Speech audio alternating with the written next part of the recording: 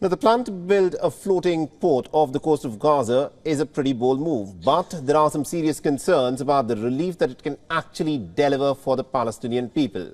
For one, it is already very late, and it will be too little for the Palestinians who are facing starvation, with reports of many Palestinian children dying of starvation already doing the rounds.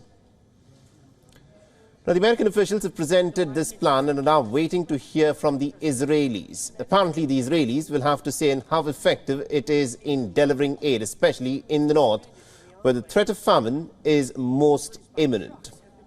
Israeli inspectors will be in the Cypriot port of Larnaca, scrutinizing humanitarian cargo that is bound for southern Gaza.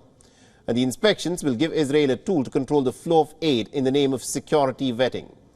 However, this time round, because Israeli forces will be watched, it will be more difficult for them to accomplish when dealing with the American military logistics rather than aid personnel.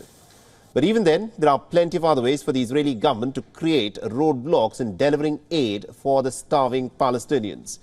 And this includes Netanyahu's ministers who have opposed any kind of humanitarian aid entering into the Gaza Strip. Now, hypothetically, even if this said American temporary port is established along Gaza's coast, the question is, then what? Who will be distributing the humanitarian aid inside of the Gaza Strip? Because the aid organization's presence in northern Gaza is pretty close to zero, and even though the Israelis have denied restricting the inlet of humanitarian supplies, they have wanted everyone, including the aid agencies, to be out of northern Gaza. A former senior aid official, Jeremy Konadic, explains to get assistance around the Gaza Strip would not just require trucks and drivers, but also some sort of security for these trucks and drivers, as desperation has taken over and looting is rife. Now, the war has also resulted in widespread destruction of civilian infrastructure, including homes, medical facilities, roads, and also water supplies, hygiene and sanitation facilities, which have all been bombed by Israel.